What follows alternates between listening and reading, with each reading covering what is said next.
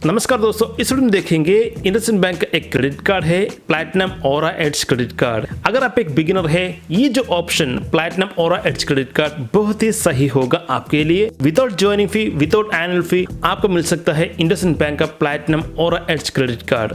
दोस्तों यहाँ पर मैं क्यों इंडसइंड बैंक सेलेक्ट किया, अब देखिए कोई भी प्रोडक्ट आप अमेज़न से, फ्लिपकार्ट से या कहीं पर आप लोन लेते हैं तो सबसे कम ईएमआई पर आपको मिलेगा इंडसइंड बैंक का ही ऑप्शन आपको मिलेगा। अगर आप इंडसइंड बैंक का क्रेडिट कार्ड यूज करते हैं, शॉपिंग करते हैं अमेज़न से, फ्लिपकार्ट से, अब देखिए कोई भी प्रोडक्ट सेलेक्ट कीजिए, ईएमआई ऑप्शन पर आप जाते हैं तो सबसे कम ईएमआई अमाउंट और ज्यादा टाइम के लिए आपको ईएमआई का ऑप्शन भी यही बैंक देता है। और कोई बैंक आप कंपेयर करके देख लीजिए, इंडसइंड बैंक का ही ईएमआई ऑप्शन सबसे कम होता है।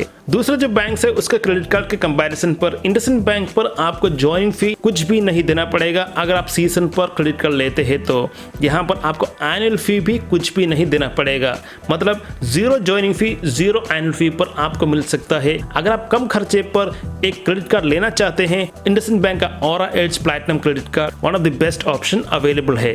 अगर आप ये जो क्रेडिट कार्ड लेना चाहते हैं तो दो चीज आपको ख्याल रखना चाहिए। फर्स्ट ऑफ ऑल, इसके साथ क्रेडिट कार्ड का जो पिन है नहीं आएगा बाय पोस्ट, क्योंकि ग्रीन इनिशिएटिव के हिसाब से इसके साथ पिन नहीं आएगा। आप पिन जनरेट कर सकते हैं, इंडसइंड बैंक का मोबाइल एप्लीकेशन हो, वेबसाइट हो या कस्टमर केयर को कांटेक्ट करके आप ये जो क्रेडिट कार्ड का जो पिन है जनरेट कर सकते हैं। यहाँ पर एक और बात है, जब आपका हाथ पर क्रेडिट कार्ड मिलेगा ये डिसेबल होता है, बाय डिफॉल्ट डिसेबल होगा। आपके हाथ पर कार्ड मिला तो तुरंत आप कस्टमर केयर को कांटेक्ट करें और इसे एनेबल करने का रिक्वेस्ट दीजिए। विद इन 24 आवर्स ये जो क्रेडिट कार्ड एनेबल हो जाएगा। अगर संडे नहीं है तो क्रेडिट कार्ड एनेबल करने के बाद ही आप इसका पिन जनरेट कर सकते हैं। उसके साथ साथ इंडसइंड बैंक का जो मोबाइल एप्लीकेशन है, इंडस गो एप्लीकेशन, इस पर आप लिंक भी कर दीजिए आपके क्रेडिट कार्ड को, ताकि जो कोई भी डिटेल्स ये जो क्रेडिट कार्ड रिलेटेड है उस पर आ जाएगा। कितना खर्चा हुआ है, क्या है ड्यू डेट, कितना है आपका क्रेडिट लिमिट, ये सब आपका जो इंडस बैंक का जो मोबाइल एप्लीकेशन है उसके अंदर आ जाता है।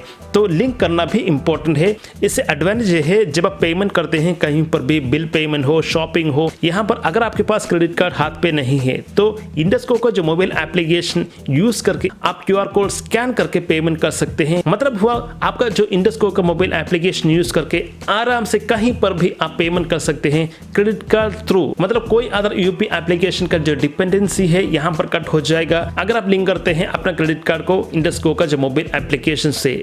अगर आप पहली बार क्रेडिट कार्ड यूज कर रहे हैं तो अब देखिए आपका क्रेडिट कार्ड का एक बिलिंग डेट होता है, एक ड्यू डेट होता है। मतलब इस महीने का जो खर्चा है अगले महीने का कितना तारीख पर आपको बिल डेट आएगा, और वो जो बिल डेट है उस महीने का कितना तारीख के अंदर आपको पेमेंट करना होगा। बिल डेट पर बिल जनरेट होता है, ड्यू डेट के अंदर आपको वो जो बिल जनरेट हुआ है उसे पेमेंट कर देना चाहिए। तो बिल डेट और ड्यू डेट आपको ख्याल रखना चाहिए, बहुत ही इंपॉर्टेंट है। ड्यू डेट कभी भी आप स्किप मत कीजिएगा। अगर आप ड्यू डेट, बिल पेमेंट का जो ड्यू डेट है इसे स्किप कर देते हैं तो भारी आपको इंटरेस्ट लगेगा। फॉर एग्जाम्पल, एक क्रेडिट कार्ड है उसका बिल डेट है 3rd ऑफ दैट मंथ, मतलब महीने का 3 तारीख को आपको बिल जनरेट होगा। ये जो बिल जनरेट हुआ है, फॉर एग्जाम्पल आपका जो खर्चा है उसके हिसाब से 10,000 बिल जनरेट हुआ है, और ये जो बिल आपको सेटल करना चाहिए 23 ऑफ दैट मंथ, ये है ड्यू डेट। इससे पहले आपको ये जो बिल है 10,000 इसे फिल कर देना चाहिए। अगर आप स्किप करते हैं ये जो ड्यू डेट 23 का जो डेट है इसे स्किप करते हैं तो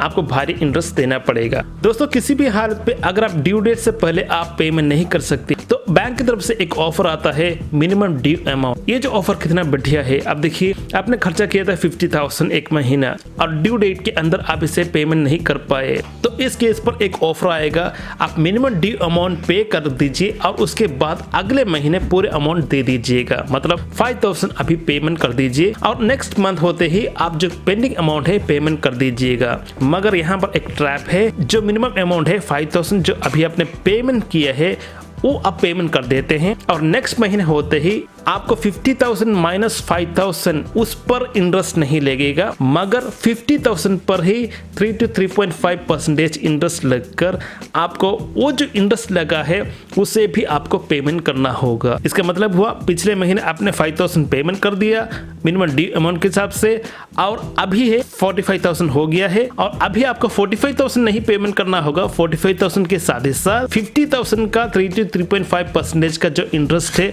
उसे भी आपको पेमेंट करना होगा।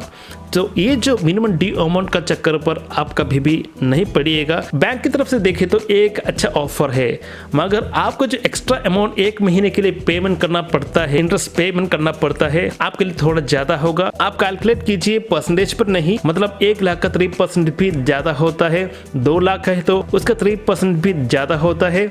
इसलिए परसेंटेज पर नहीं, कितना है अमाउंट आपको एक्स्ट्रा देना पड़ रहा है, इसे आपको देख कर ही मिनिमम ड्यू अमाउंट इसे आपको पे करना चाहिए। अगर आपके पास पेमेंट करने के लिए पैसा नहीं है, ज्यादा है अमाउंट और ड्यू डेट से पहले आप पेमेंट नहीं कर पा रहे हैं, तो आप ये जो मिनिमम ड्यू अमाउंट है उस पर नहीं जाएगा, क्योंकि 18% के अप्रोक्सीमेट आपको लोन मिल सकता है।